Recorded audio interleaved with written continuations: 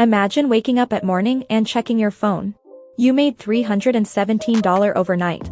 Not much. But then lunch comes around. Another $800. Before bed, another $14,000. Nobody called you. Nobody hired you. Nobody asked permission from a boss. Just money showing up. Now imagine that same feeling multiplied for years. That fantasy right there created one of the biggest obsessions on the internet. Passive income. Make money while you sleep. Escape the 9 to 5. Never work again. Sounds perfect, right? Except there's one uncomfortable truth almost nobody tells you. Many people chasing passive income never become wealthy. And many wealthy people barely talk about passive income at all. So what happened? Did the internet lie? Did passive income stop working? Or were we chasing the wrong thing from the beginning? Welcome back to Della Explains Money. Today we're talking about why passive income became one of the biggest financial dreams ever created, and why misunderstanding it might secretly keep people poor. Section 1. Why people became obsessed with passive income. To understand why passive income exploded, you have to understand one simple fact. Humans have always traded time for survival. For thousands of years, work was immediate. If farmers stopped farming, food disappeared. If fishermen stopped fishing, income vanished. If merchants stopped selling, money stopped flowing. Life was brutally simple. Work equals survival. Then modern economies changed everything. Factories arrived. Office jobs appeared. Large companies expanded. For the first time in history, millions of people didn't own businesses. They owned schedules. People began selling hours instead of products. You clocked in. You clocked out. You repeated that routine for decades. And for a while, this system worked surprisingly well. One income often supported entire households. Buying homes felt realistic. Retirement looked achievable. Hard work appeared predictable. Then things changed. Costs increased faster than wages. Job security weakened. Technology accelerated competition. Housing became expensive. Education costs exploded. Healthcare costs scared families. People slowly discovered something terrifying. Their financial life depended entirely on continuing to work. Take a break, income pauses. Get sick, income suffers. Lose your job, everything shakes. For millions, this created permanent anxiety. And anxiety creates demand. Demand creates markets. The market responded with a dream. What if money worked without you? That idea spread like wildfire because it solved something emotional. People weren't only chasing dollars. They were chasing control. And once the internet discovered that fear, passive income transformed from financial strategy into something much bigger. It became an escape route. Section 2. The internet created a new money religion. The internet didn't invent passive income. It industrialized it. Before social media, most people compared themselves to neighbors. Now people compare themselves to strangers showing luxury lifestyles 24 hours a day. You scroll. Someone claims they make money from digital products. Scroll again. Someone else says affiliate marketing changed their life. Scroll again. A creator says their videos earn money while they sleep. Then another person claims rental properties created financial freedom at 27. Soon your brain starts connecting dots. Everyone else figured something out. That's powerful psychology. Because humans naturally fear being left behind. And online content creators understood this perfectly. Passive income content exploded because it combines 3 irresistible ingredients. Money, freedom, speed. Those 3 things create clicks. Soon entire industries formed around this dream. Courses, coaching, automation tools, business models, templates, programs. Entire ecosystems emerged promising financial freedom. And to be fair, some people absolutely succeeded. Creators built audiences. Investors built portfolios. Business owners built systems. Software founders created scalable products. These success stories were real. But there was a problem. People copied the outcomes without understanding the process. That mistake changed everything. Section 3. The hidden cost nobody talks about. Here's where reality enters. Most passive income isn't passive. It's front-loaded. That means somebody pays first. Usually with money. Or time. Sometimes both. Take rental properties. People say, real estate creates passive income. Sure. After down payments. Repairs. vacancies, insurance, taxes, maintenance, unexpected disasters, tenant problems, management. Suddenly passive starts looking suspiciously active. Same with online businesses. People imagine, upload videos, earn forever, create products, sell forever, launch websites, relax forever. Reality? Audience building, editing, customer service, competition, algorithm changes, marketing, constant improvements. Many online businesses operate like full-time jobs disguised as freedom. That doesn't mean they're bad. It means expectations matter. Because misunderstanding effort creates disappointment. And disappointment causes people to quit before momentum arrives. And momentum is where almost all wealth actually comes from. Which leads to the biggest misunderstanding around rich people. Section 4, Wealthy people chase momentum, not passivity. Most people think rich people became wealthy because they escaped work. Many became wealthy because they doubled down. When something started working, they moved closer, not farther. That's important, because momentum is rare. Most ideas fail. Most businesses struggle. Most investments remain average. So when wealthy builders discover something customers genuinely want, they push harder. More focus. More resources. More hiring. More expansion. This is why many successful founders still work obsessively after becoming wealthy. They're not always chasing more money. They're protecting momentum. Momentum changes lives faster than small income streams ever will. A growing company can outperform decades of tiny side hustles. A strong brand can outperform dozens of weak projects. A valuable product can outperform countless easy money schemes. Momentum compounds. That's what people miss. Passive income discussions often focus on reducing effort. Wealth creation usually focuses on multiplying results. And those are very different goals. Because the biggest twist? The richest people often end up with enormous passive income. But they usually earn it at the end of the journey, not the beginning. And understanding that difference might completely change how you think about money forever. Section 5, Why small passive income streams often fail. Here's where many people accidentally trap themselves. They become collectors, not builders. And there's a huge difference. Think about what passive income advice online usually sounds like. Start a newsletter. Create an ebook. Launch a course. Try affiliate marketing. Open a print-on-demand store. Buy dividend stocks. Build a second channel. Start freelancing. Create templates. Sell digital downloads. None of these are bad ideas. The problem appears when people chase all of them simultaneously. Because spreading effort across 10-week systems often creates 10-week results. Imagine trying to grow 10 tiny plants using 1 glass of water. Everything survives. Nothing thrives. This happens financially too. People spend months jumping between opportunities. They build websites they abandon. Channels they stop uploading to. Businesses they never improve. Products they never market. And after years of effort, they conclude. Passive income doesn't work. But often the issue wasn't passive income. The issue was fragmented attention. Wealth usually rewards concentration first. Diversification often comes later. That's uncomfortable advice because concentration feels risky. But most successful builders experience the same pattern. Focus. Momentum. Expansion. Then diversification. Not the other way around.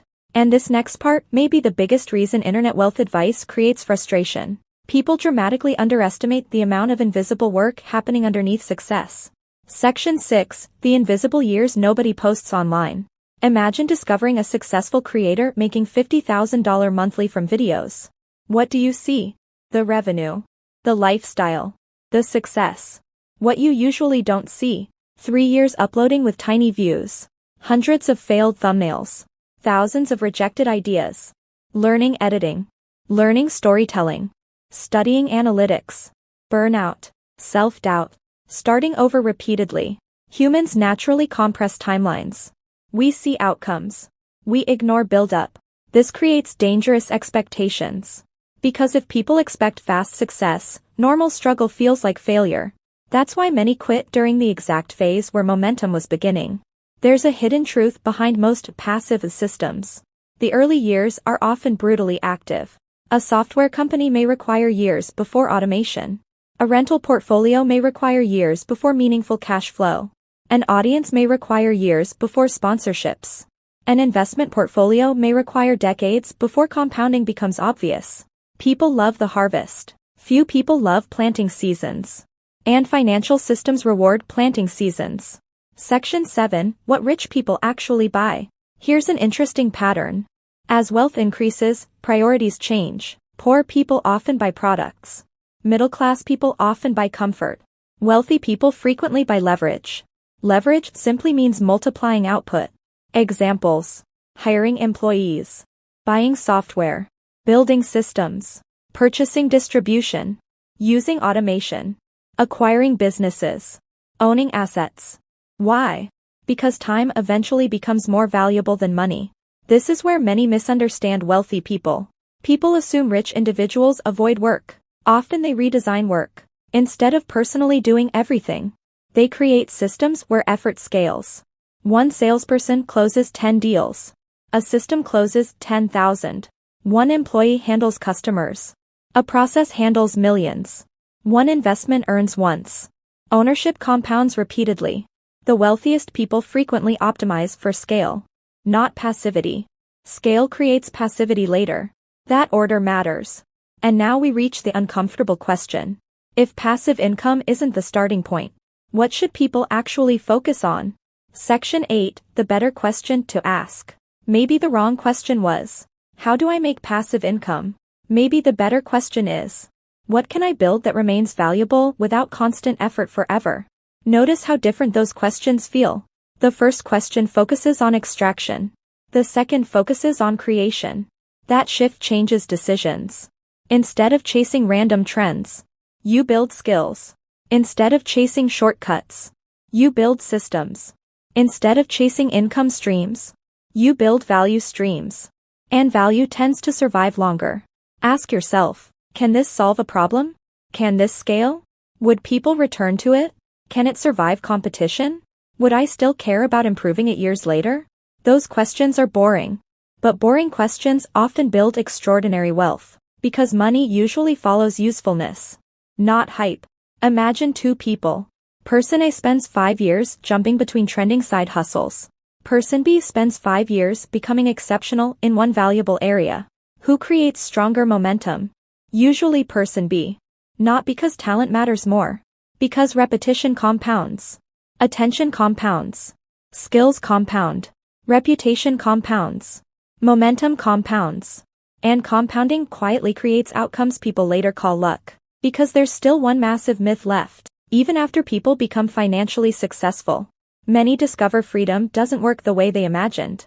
And that changes everything. Section 9. The strange thing that happens after success. Here's something people rarely talk about. Many people don't actually want passive income. They want relief. Relief from stress. Relief from uncertainty. Relief from checking bank accounts before buying groceries. Relief from feeling trapped. Money becomes the symbol for solving all of those problems. That's why passive income became so emotionally powerful. Because it promised something much bigger than cash. It promised peace. But here's where things get strange. Many people who finally reach financial success discover something unexpected. The anxiety doesn't magically disappear.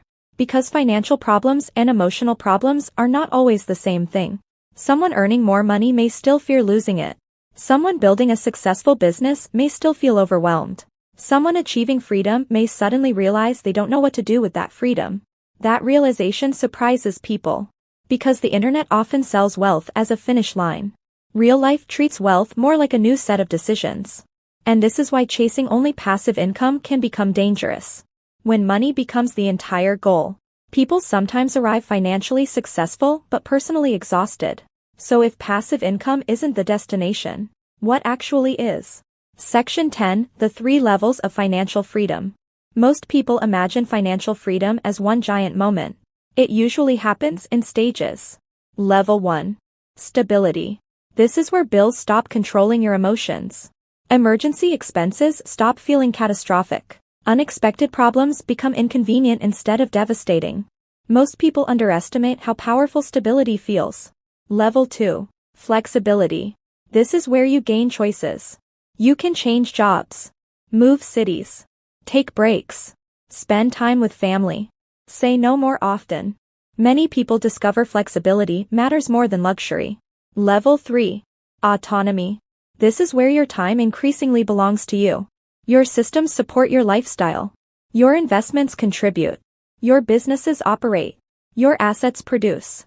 This stage often looks passive from the outside, but usually it took years of active building underneath. That's why confusing level 3 strategies with level 1 problems creates frustration. Someone struggling financially often doesn't need 12 passive income streams. They may need stronger cash flow, better saving habits, more valuable skills, lower debt, a clearer plan. The internet often sells advanced solutions to beginner problems. That mismatch creates disappointment. Section 11. What actually creates long-term wealth? After looking at thousands of businesses, investors, creators, and entrepreneurs, certain patterns keep appearing. Not shortcuts. Patterns. Pattern 1. Skills create leverage. Pattern 2. Ownership scales income. Pattern 3. Consistency beats intensity. Pattern 4. Momentum changes everything. Pattern 5. Systems eventually outperform effort. Notice what's missing. Nobody said, find the fastest shortcut. Nobody said, build 20 income streams immediately. Nobody said, escape work as fast as possible. Because wealth usually behaves more like construction than magic. Slow foundations. Then acceleration. That sequence feels boring. But boring systems quietly build extraordinary outcomes. Think about this. If someone offered you 2 options. Option A. Make a small amount passively forever. Option B. Build something difficult for years that later creates massive opportunities. Which one feels safer? Most people choose A. Because certainty feels comfortable. But large financial change usually lives inside discomfort. Learning new skills feels uncomfortable. Starting businesses feels uncomfortable. Investing feels uncomfortable. Building audiences feels uncomfortable.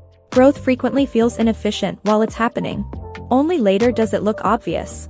So maybe passive income was never fake. Maybe we simply misunderstood its role. Passive income is powerful. Assets matter. Ownership matters. Systems matter. But the internet accidentally convinced people to start at the finish line. Real wealth usually works differently. First, build value. Then, build systems. Then, build scale. Then, enjoy the compounding. That order matters more than people realize. Because the people who eventually make money while sleeping often spent years building things that kept them awake. So if you've been feeling behind because you haven't built 10 income streams yet, maybe you're measuring the wrong thing. Instead of asking, how quickly can I escape work? Try asking, what can I build that stays valuable even when I'm not there? That question might change your financial future far more than any passive income hack ever could. And maybe the goal was never escaping work completely. Maybe the goal was building enough freedom to choose the work that matters. This is Della Explains Money. And I'll see you in the next one.